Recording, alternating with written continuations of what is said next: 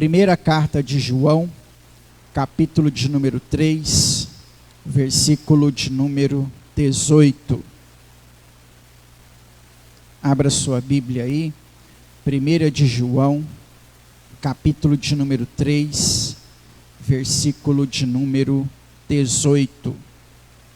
Glória a Deus. Está lá no finalzinho, né? As cartinhas de João estão antes de Apocalipse. Amém? Antes de Judas, depois de Pedro. Lá no finalzinho, são cartas bem pequenas, porém, cartas recheadas de muito amor, visto que João é considerado o discípulo do amor, né?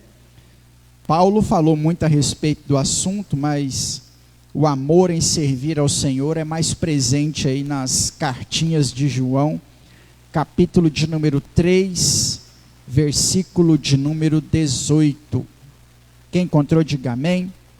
Quem não encontrou, Cícero vai colocar para a gente ali, ó, uma versão na NVI. O texto diz assim: filhinhos, não amemos de palavras, nem de boca, mas em atos de verdade. Olha lá, filhinhos, não amemos de palavra e nem de boca para fora, mas com ações, isto é, amemos verdadeiramente, né? Na NVI. Amém? Deus, esta é a tua palavra que foi lida e será ministrada aos nossos corações nessa noite.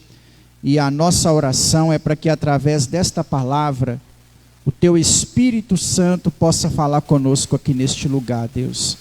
Tenha liberdade de agir, tenha liberdade de fluir no nosso meio através da tua palavra, e que ao recebermos esta palavra, ela alcance o nosso coração como uma semente que cai em boa terra, que ela possa nos renovar espiritualmente, que seja o Senhor a falar conosco aqui neste lugar, em o nome de Jesus. Amém. Pode se assentar, meu irmão.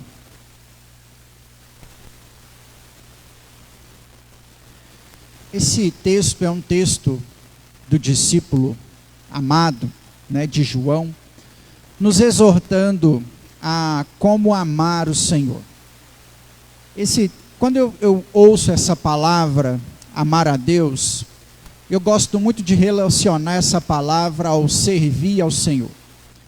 Nós vivemos um tempo, irmãos, uma geração que não pensa muito, né, no servir a Deus. Talvez não seja o seu caso, talvez não seja o nosso caso, mas nós hoje estamos muito preocupados em apenas sermos servidos por Deus, né? Nós queremos muito que Deus faça a nossa vontade, atenda ao nosso pedido, e muitas vezes nós não queremos oferecer nada ao Senhor, né? A nossa geração é assim, talvez não é o seu caso, glória a Deus por isso, ou talvez todos nós somos um pouquinho assim, né? Nem que seja uma beiradinha, mas o que nós mais percebemos hoje é uma geração que quer ser servida. É uma geração que quer ser servida, uma geração que quer que Deus atenda a ela a qualquer custo, e na hora de retribuir ao Senhor com alguma coisa, nós às vezes erramos, falhamos, porque não estamos acostumados a servir a Deus com absolutamente nada, né? Infelizmente, estamos vivendo aí esse período. Em segundo lugar, muitas vezes, nós não apenas estamos acostumados só a ver, né, só a querer que Deus nos responda, mas muitas vezes também nós não sabemos como se comportar na presença desse Deus, ou o que dar a esse Deus, né? Então a nossa geração, ela acaba se perdendo em alguns conceitos, porque nós não sabemos de fato como amar o Senhor em alguns momentos, né? E quando João disse sobre amar o Senhor, é disso que ele está falando. É do servir ao Senhor. É do dar a Deus alguma coisa. É do oferecer sacrifício de louvor, de adoração. É o de apresentar a vida, não é, na presença dEle. É o de se colocar nas mãos dEle. É o de se apresentar a Ele. É o de poder fazer alguma coisa por Ele. Eu não estou falando de apenas dízimo, oferta, ou trabalhar num ministério, ou ser professor, ou pregar aqui na frente, ou participar do louvor, ou trabalhar na diaconia, ou servir a ceia, ou ser um obreiro da igreja. Esse amar a Deus é um amar de servir com a vida, com o coração. São as atitudes que nós estamos desaprendendo para com Deus. E muitas vezes, além de sermos essa geração que não sabe o que dar a Deus, ou que espera que apenas Deus nos sirva, nós somos a geração que reclama, porque não damos nada a Deus, e quando Ele deixa de nos dar alguma coisa, nós achamos que Ele não está nos abençoando mais, nós achamos que Ele nos abandonou.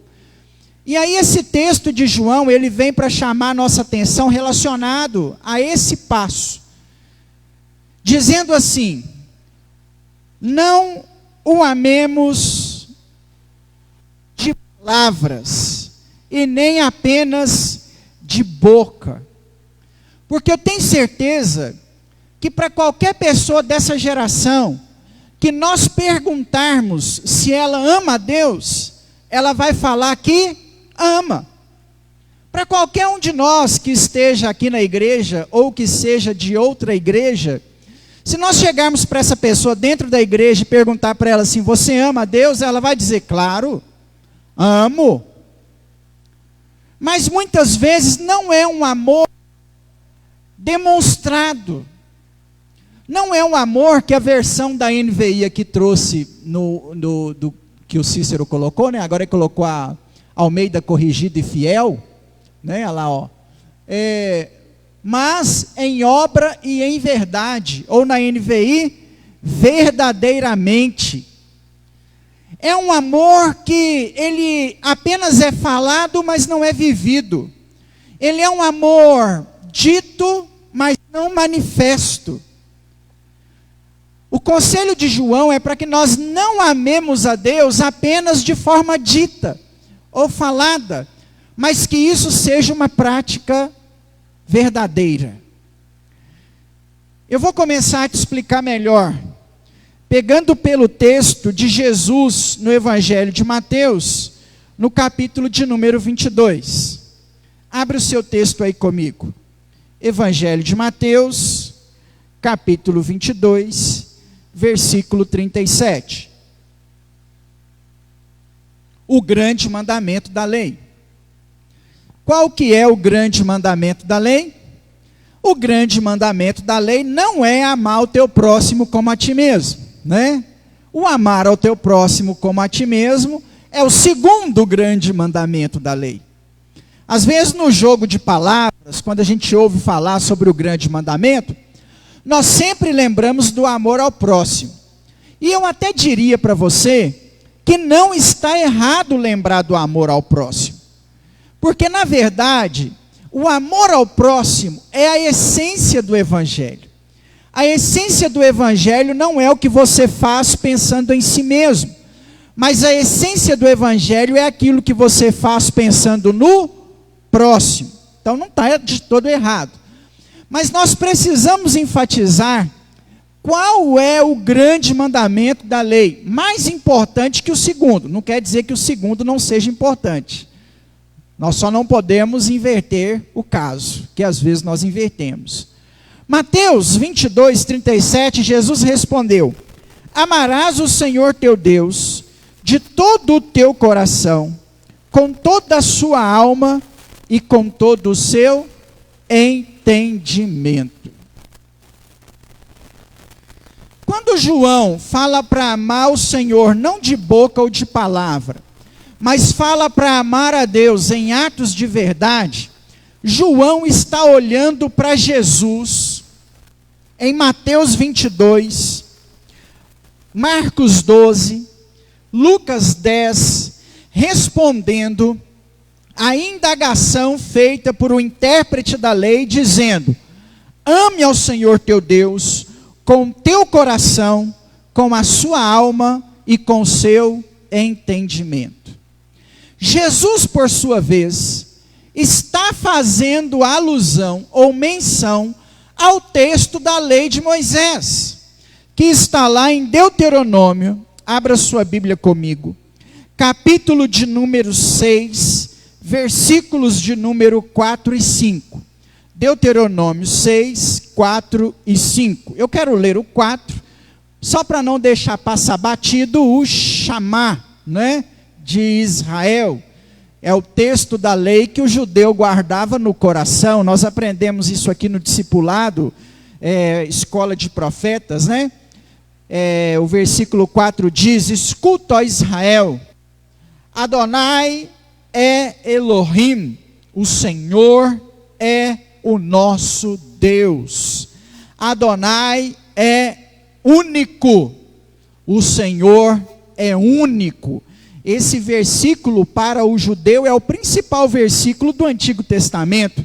Aí vem o versículo de número 5 que Jesus está fazendo menção.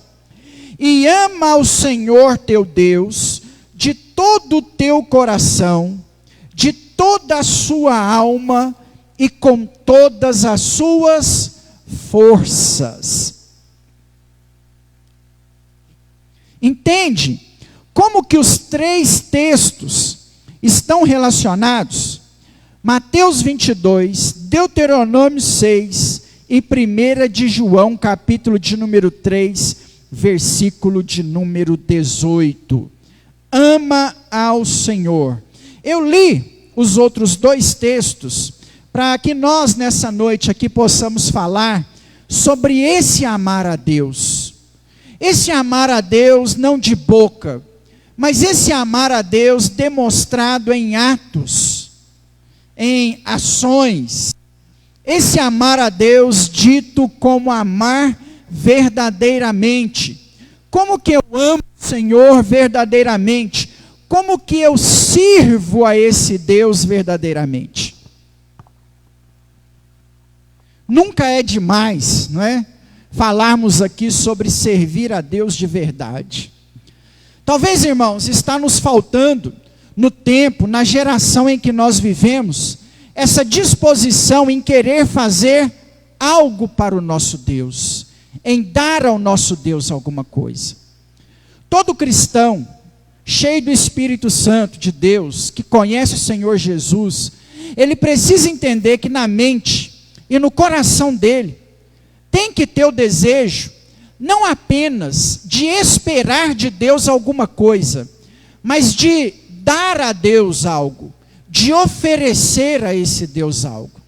Quando nós servimos a Deus apenas querendo receber aquilo que Deus tem para nós, significa que nós compreendemos o Evangelho de maneira errada. Que nós não estamos na presença de Deus pelo que Ele pode fazer por nós.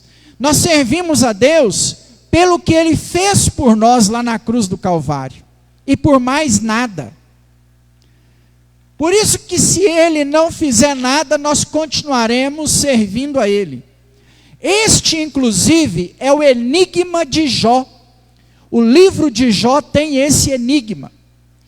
A pergunta de Satanás para Deus, relacionada a Jó, quando Satanás entra na presença do Senhor e fala para o Senhor assim: observastes o meu servo Jó, homem reto, íntegro, temente, que se desvia do mal, né? Quando Deus faz essa pergunta para Satanás, melhor dizendo, aí Satanás responde para Deus assim: é claro, tudo que ele põe a mão, o Senhor o abençoa e o prospera.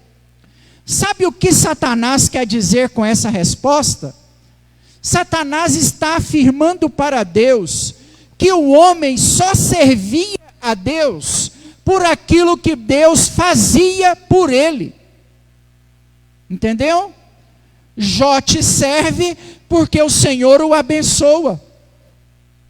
Aí Satanás vem com desafio. Permita-me tocar nos bens de Jó, e certamente te blasfemará. Deus responde a Satanás assim: vai lá, tira tudo o que ele tem, só não toca no corpo, na saúde, na vida dele. Satanás desce então na terra, vai lá na casa de Jó, e faz Jó perder todos os seus bens, toda a sua riqueza, toda a sua finança. Suas plantações queimam, seus gados morrem, seus camelos são saqueados, suas plantações pegam fogo, suas casas de aluguel caem. Em uma das casas os seus filhos estavam fazendo uma festa, os 10 estavam reunidos, e os 10 filhos morrem no mesmo dia. Não é num tempo, numa semana, num ano, não. No mesmo dia ele vai de extremamente rico a extremamente pobre. Qual é a resposta de Jó para Satanás? O Senhor me deu, o Senhor tomou, bendito seja o nome do Senhor. Nu saí do ventre da minha mãe, e nu retornarei para lá. Não aceitaria o mal de Deus, já que aceitei o bem? Jó prova para Satanás que ele não servia a Deus por aquilo que Deus fazia, ou dava a ele, mas por aquilo que ele era. Por que você tem servido ao Senhor? Por aquilo que Deus faz?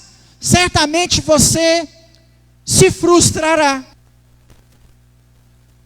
Porque em algum momento, nós não queremos, mas Deus vai nos levar ao vale da sombra da morte, como disse o Salmo 91. O Senhor vai nos conduzir ao dia mau. Se você já passou pelo vale da sombra da morte ou pelo dia mau, você vai conseguir compreender bem aquilo que eu estou falando. Nós não podemos servir a Deus apenas por aquilo que Ele faz, porque em algum momento Ele vai provar a nossa fé, e nós teremos que mostrar para Ele que nós servimos não pelo que Ele nos dá, mas por aquilo que Ele é. É importantíssimo entendermos que nós estamos aqui não só para receber, mas para oferecer. Por isso que nós erramos quando oferecemos à igreja algo numa campanha. A nossa geração pensa de maneira equivocada. Você nunca deveria vir ao culto pensando em receber uma bênção, mas você deveria sair de sua casa e vir ao culto pensando em oferecer a Deus o seu sacrifício de louvor, a sua vida em adoração, o seu coração, a receptividade de sua palavra. Você vem à igreja oferecer a Deus o seu culto. Quando você vem à igreja, é o Caim e Abel indo sacrificar a Deus. Quando você vem à igreja, é o Abraão erguendo um altar para oferecer sacrifícios ao Senhor. Quando você vem à igreja, é Elias montando o altar para dar a Deus a sua oferta. Quando você vem à igreja, é o judeu do Antigo Testamento procurando o tabernáculo no deserto, com algo nas mãos para sacrificar ao Senhor. Quando você sai de sua casa para vir à igreja, é o judeu indo até o templo construído por Salomão para dar a Deus a sua oferta, a sua gratidão, para pedir perdão a Deus pelos seus pecados. Quando você sai de sua casa para vir à igreja, não é uma prerrogativa sua, é uma prerrogativa divina. Não importa se o seu dia foi bom, não importa se o seu dia foi mau, não importa se a sua semana foi com dificuldades, você está vindo aqui para dizer: obrigado, Senhor, pela cruz do Calvário, pelo meu nome escrito no livro da vida. Obrigado, Senhor, porque eu posso te louvar. Eu tenho voz, eu tenho saúde, eu tenho pernas. O Senhor tem me sustentado e eu estou aqui para bendizer a Ti. Não é para receber. Não é para receber. O culto jamais poderia ser algo que nós oferecêssemos a bênção de Deus. É claro que Ele está aqui para nos abençoar, mas essa não pode ser a nossa oferta, como uma promoção de uma loja qualquer. Venha, que Deus irá te dar. Venha adquirir tal mercadoria. Deus não é uma oferta a ser oferecida, apresentada, ofertada. Eu tenho as minhas questões com arminianismo e calvinismo, mas tem algo no calvinismo que eu gosto. Para o calvinista, Jesus não tem que ser insistido. Quem quer aceitar Jesus, levanta sua mão, pelo amor de Deus. Será que tem alguém aqui hoje que quer aceitar o Senhor? Aí a pessoa levanta a mão. Isso eu gosto no calvinismo, no chamado irresistível, feito pelo Senhor, que não precisa de apresentar Jesus como uma mercadoria que está sendo leiloada. Da mesma forma são os nossos cultos, que nós não viemos aqui para buscar, nós viemos aqui para oferecer.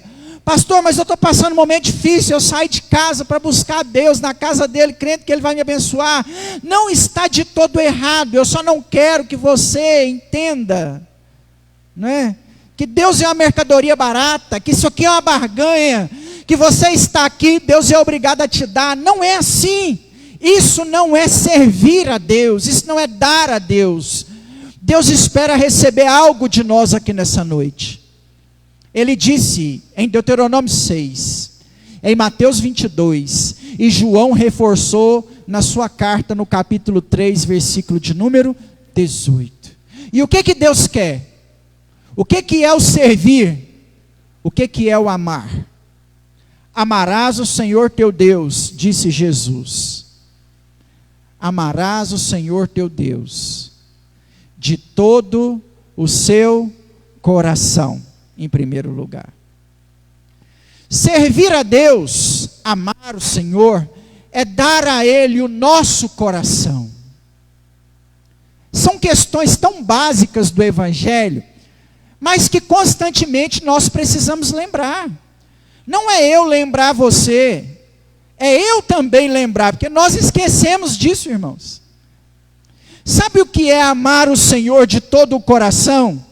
Significa que o nosso coração não pode ter espaço para mais ninguém que não seja o Senhor. Seu coração é dele. Sua vida pertence a Ele. Não há espaço para outro Deus no seu coração. Jesus disse no versículo: amarás o Senhor com todo o seu coração. Não dá para dividir o nosso coração com absolutamente nada mais. Por isso que eu digo que a nossa geração muitas vezes não pratica isso aqui. Ama de boca, mas não ama de palavra. Sabe por quê? Qualquer coisa nos tira disso aqui. A nossa geração deixa de servir ao Senhor por qualquer outra coisa. Nós deixamos de amar a Deus por dinheiro. Deixamos de amar a Deus pelo nosso time de futebol. Deixamos de amar a Deus, misericórdia, está amarrado, pela novela das 8. Deixamos de amar a Deus por um churrasco. Deixamos de amar a Deus por uma confraternização, pelo aniversário de alguém, por uma festa em algum lugar. Nós trocamos o servir ao Senhor por outras coisas. E isso não é amar o Senhor de todo o coração. Amar o Senhor de todo o coração significa que tudo relacionado a Deus estará em primeiro lugar no nosso coração. Isso é amar o Senhor de todo o coração. Isso é servir ao Senhor. Servir ao Senhor vai além de ajudar na igreja com alguma coisa. Servir ao Senhor não diz respeito a ações de boca ou externas. Servir e amar a Deus diz respeito a coração. É aqui dentro. Não é só falar, não é só dizer, não é só pensar, não é só achar. É dizer para Ele que o seu coração é dele. Olha Abraão. Eu gosto de Abraão para esse texto. Camarada é pai aos 100 anos. A esposa é mãe com 90 anos. Isso não era comum naquela época, não. A menopausa era a mesma. Por volta da meia-idade, né? Entre 45 e 55 anos, ela chega para as mulheres. E ela chegou para a Sara no mesmo tempo. Não tem nada diferente aí. Uma senhora idosa de 90 anos engravida. O pai tem um pouco mais de 100 anos. O filho é o filho da promessa, aguardado há mais de 30 anos. Quando Sara recebe a notícia de Isaac, o anjo visita lá, era 30 anos atrás, ela tinha 60 e poucos anos. A promessa só vai se cumprir décadas depois. O filho é aguardado, é esperado, nasce o menino. Você já viu o filho de mãe mais velha? Quando uma mulher mais velha tem um filho, é paparicado demais, né? É tratado, é quase que a avó cuidando do menino, né? E é literalmente o papel de vó, né? E aí é paparicado. Imagina como que esse menino era protegido por Abraão. Eu vou te falar o nível de proteção desse menino. O irmão mais velho, entre aspas, bastardo, o meio-irmão, ri do menino porque com 10 anos de idade ele mamava no peito da mãe. Está mamando até hoje, gente. Era tão mimado que ele amamentava no peito da mãe com 10 anos. Sinal de superproteção. Outro sinal de superproteção, o irmão mais velho ri. O que o pai faz? Coloca em direção ao deserto uma mãe com um filho e desampara os dois num caminho para um deserto que ela não atravessaria sozinha. Se Deus não intervém na história, os dois morriam. Abraão e Sara colocam Agar em direção ao deserto para morrer, porque o menino riu do outro. Ao tanto que esse menino é paparicado, protegido. Olha o nível de proteção. Aí, sabe o que passa no coração de Deus? Alegorizando, é claro, humanizando o Senhor, antropopatia, que chama essa figura de linguagem, quando nós atribuímos sentimentos humanos a Deus. Deus olha do céu para a terra e pensa assim: será que o coração de Abraão é meu ou é desse menino? Ele pôs uma mulher no deserto para morrer por causa desse menino. Será que esse menino está mais no coração de Abraão do que eu? Já sei. Abraão, sim, Senhor, eu quero Isaac. Como é que é, Senhor? Isso? Leva o Isaac, entrega para mim, sacrifica a mim. Eu quero Isaac. Sabe por que Deus pede Isaac? Não é porque era o melhor que Abraão tinha, não. Deus queria ver se o Isaac não ocupava no coração de Abraão um lugar maior do que o de Deus. Sabe o que o Abraão responde? Sim, Senhor. Acorda de manhã, amola o cutelo, fala com o menino que tem aproximadamente 12 anos de idade agora. Só vamos ali que Deus mandou a gente sacrificar. O menino é bem instruído a respeito de Deus. E pergunta para o pai: pai, está aí a lenha, está aí o cutelo, cadê a oferta? Jeová Jirê, Deus proverá. O menino entendeu que ele era a oferta. Abraão tem 112 anos. O menino tem 12 anos. Se um menino de 12 anos falasse para um velho de 110, vou correr no meio desse mato aqui, o senhor não me pega, o senhor vai sacrificar eu? Mas nem que Abraão quisesse, ele pegava. O menino deita na pedra, permite ser amarrado pelo pai, ser guiado pelo pai até o alto daquele monte. O menino sabia que ele era a oferta e confiou na palavra do pai, Jeová Jireh. O menino não foi contra, é bem instruído. E o Abraão não titubia em momento algum, sabe por quê? O coração de Abraão é de Deus. É isso que Deus quer de você. Não é o seu Isaac, não. Ele quer o seu coração. Ele vai querer o seu Isaac se o seu Isaac for maior do que ele na sua vida. Aí ele vai te pedir, né? Senão, ele não quer o Isaac. Ele proveu a oferta depois. Isaac não morreu, né? Ele proveu a oferta, porque ele não quer o Isaac. Ele quer o coração todo. Sirva a Deus de todo o coração. Não é a homens, não é a Tiago, não é a Atos, é a Deus. Ame ao Senhor de todo o seu coração. Ame ao Senhor com toda a sua alma. Em segundo lugar, sirva a Deus com a sua alma. Eu gosto muito do texto de Mateus. Mateus foi o que nós lemos, né? Do texto de Lucas, por exemplo. Lucas fala assim: ame ao Senhor com todo o teu coração, com toda a tua alma, com todas as suas forças. Por quê? Alma e força é a mesma coisa. Alma é sentimento, vontade. Isso que Jesus quer dizer com a alma.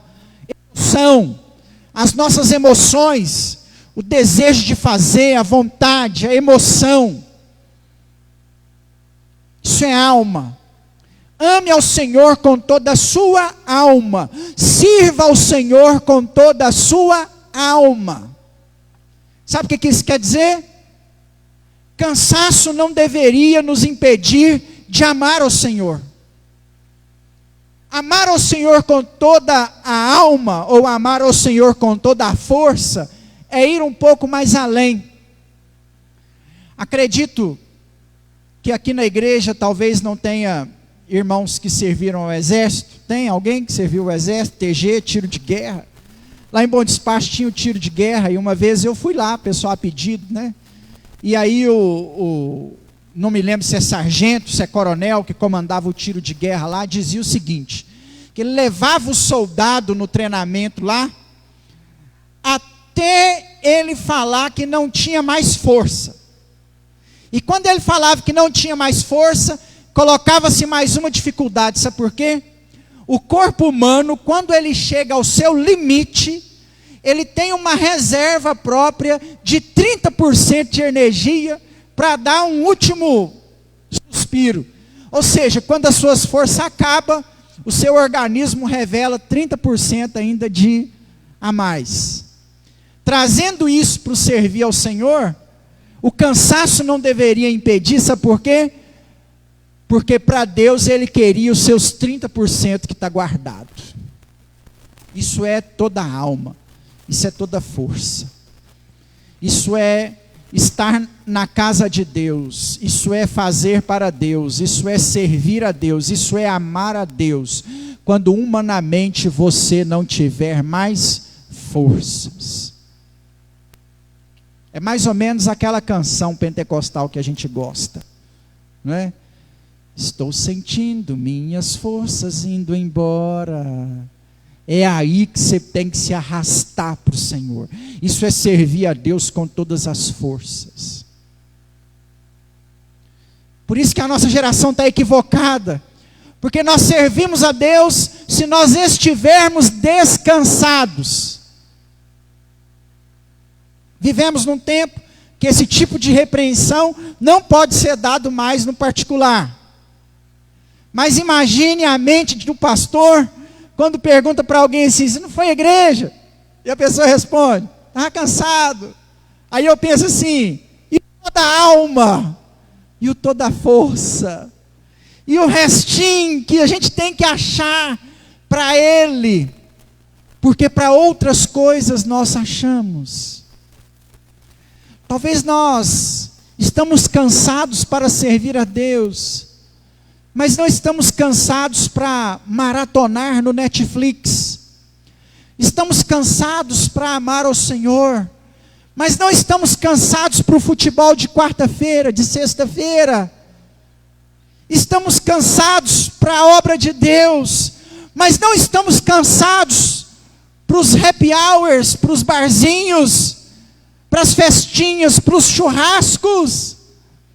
Estamos cansados para a vigília de oração, mas para a confraternização da igreja nós estamos animados. Por isso que a nossa geração não compreendeu.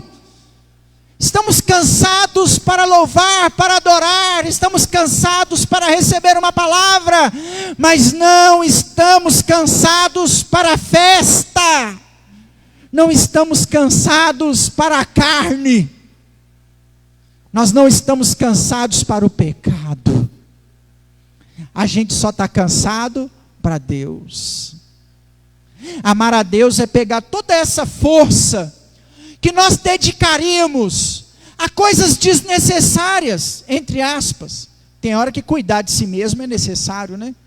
Significa que você não pode fazer um churrasco, né? Me chama, por favor. Significa que você não pode fazer a festinha? Faça a festinha. Nos convide. Vamos lá, celebrar juntos. Não é que é proibido, não é proibido, não é pecado. É pecado quando nós temos para isso e não temos para Deus. Nós não deveríamos ter coisas relacionadas àquilo que é desnecessário, superiores àquilo que diz respeito a Deus. Sabe por quê, irmãos? Nós já sofremos muito. Quantos de nós talvez não vai poder estar num culto de domingo porque vai estar trabalhando? Nossa cidade é ímpar. A usina trabalha de 2 às 10, a Embaré trabalha de 2 às 10, a Farlab trabalha de 2 às 10. Irmãos, rifeiros vão viajar, não vão poder estar aqui. Nossa cidade é ímpar, não sabemos, né? Talvez você está aqui hoje, mas não sabe se vai estar quinta-feira que vem. Quantos irmãos trabalham no comércio não podem estar aqui hoje? Nós já sofremos demais com esses desafios que nos impedem de servir a Deus. É muita falta de amor a Deus quando não temos esses impedimentos e mesmo assim trocamos. Não, irmãos. Amar a Deus com todas as forças significa que eu vou juntar meus caquinhos e vou estar aqui para servir a Deus, para servir ao Senhor. Eu sei que é difícil para todos nós. Vivo isso na pele hoje. Eu sei, eu estou trabalhando desde as 8 da manhã, eu tive um dia cheio, sobrecarregado, né? Aí eu tenho problemas em casa, igual você. Pus o pé dentro de casa, Edileia, tem que pagar aquilo, não pagou, ai, como é que vai ser? Eu tenho problema igual você, senti na pele, eu sinto na pele também o que você sente. Mas eu falo para você, em cima do altar de coração aberto, se eu não fosse pastor, eu ia juntar os caquinhos e ia estar aqui. Não é por soberba que eu falo isso não, nem por falsa modéstia. Irmãos, eu entendi o amor a Deus, eu preciso entender o que é amar ao Senhor. Não estou julgando você que não pode estar aqui, que às vezes um trabalho, alguma coisa, não é isso, não se sinta menosprezado, não é isso. Mas tendo a oportunidade de servir a Deus, isso é amar ao Senhor com todas as forças. Isso é amar. Talvez quem vai estar cantando aqui não é Ana Paula Valadão. Talvez quem vai estar pregando aqui não é Augusto Nicodemos, Hernandes Dias Lopes. Eu sei que talvez a nossa igreja não é a melhor igreja. Mas só o fato de você sair de sua casa, gastar sapato, gastar pedal de bicicleta, gastar a gasolina do seu carro, gastar o seu tempo e vir para este lugar, você está dizendo para Deus assim: eu te amo com todas as minhas forças. Você podia estar dormindo, preparando para amanhã. Nós temos irmãos aqui que vão sair de casa 3h30, 4h da manhã para trabalhar. E vieram, estão aqui. O fato de você ter vindo, você disse para Deus assim: eu te amo com todas as minhas forças. Eu poderia estar em casa, mas eu estou aqui. Deus vai te retribuir por isso. Aleluia. Deus vai retribuir. Amar a Deus com todo o teu coração, com toda a tua força e com todo o teu entendimento. O seu coração pertence a Deus, certo? As suas forças pertencem ao Senhor, certo? A sua mente precisa pertencer a Deus. O seu pensamento, seu entendimento tem que ser para Deus. Nós alimentamos a nossa mente com tantas coisas, irmãos. Tantas coisas. Internet, política, rede social. Misericórdia está amarrado até pornografia, números, cálculos matemáticos, porcentagens, faturamento, venda, produção, serviço, trabalho, cuidado, pano de chão, vasilha suja, roupa para lavar, marido para cuidar. Isso vai alimentando a nossa mente. E eu pergunto para mim e para você: e Deus? Que hora que nós voltamos o nosso entendimento para Deus? Ele quer o nosso pensamento. Mais do que um momento de oração, Deus quer que durante todo o seu pensamento Ele esteja lá, com todo o teu entendimento. O que nós entendemos, o que nós compreendemos, tem que ser voltado para Deus. É com todo o entendimento.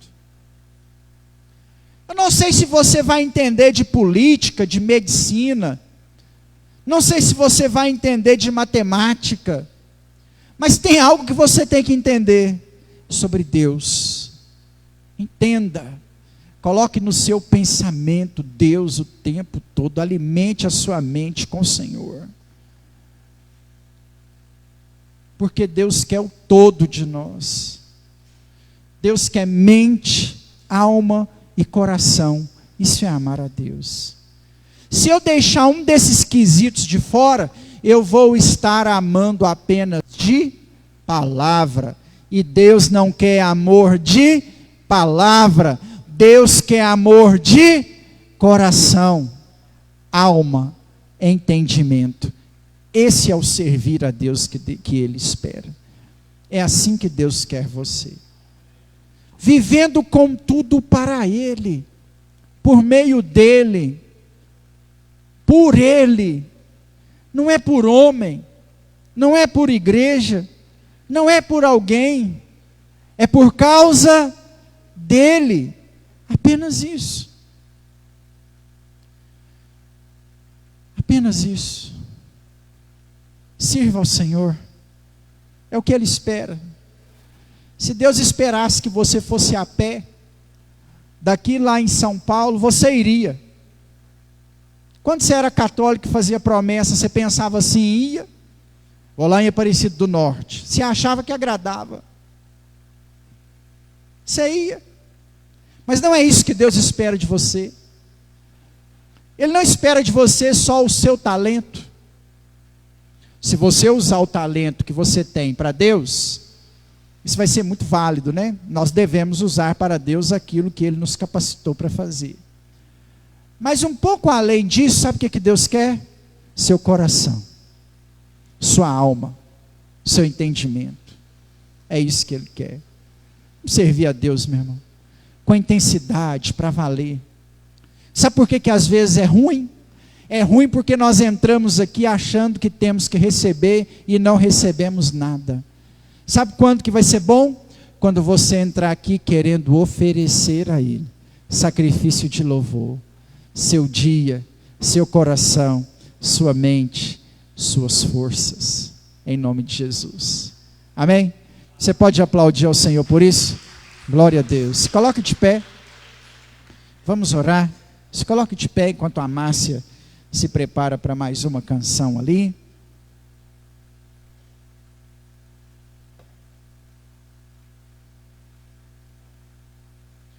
Senhor, em nome de Jesus, nós queremos, meu Deus, na Tua presença, clamar ao Senhor nesta hora, para que a Tua glória, o Teu poder, Teu Espírito Santo, Deus, possa nos fortalecer nessa noite de quinta-feira.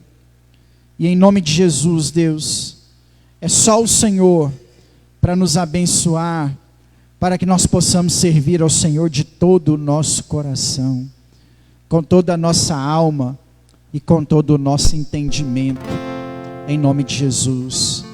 Ore ao Senhor, meu irmão, neste momento, que não seja só a minha oração, mas que seja a sua oração também. Clame forças ao Senhor, em nome de Jesus.